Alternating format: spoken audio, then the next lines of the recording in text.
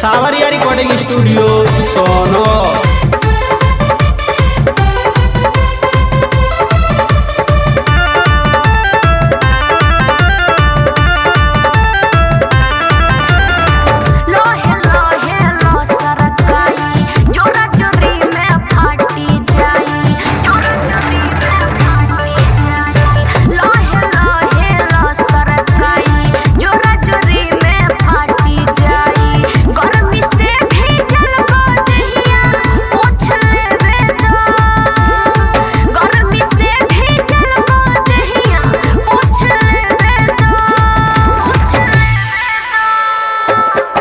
रानी होठवा के फ्लेवर के स्वाद ले बेदा, रानी होठवा के फ्लेवर के स्वाद ले बेदा।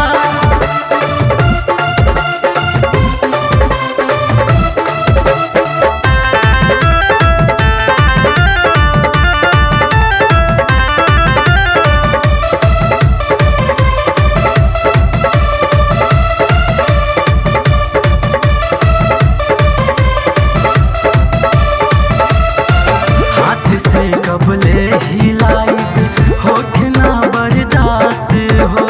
ढेर धरा तनी मोरे राजा आज उपवास हो, आज उपवास हो। हाथ से कबले हिलाई होके ना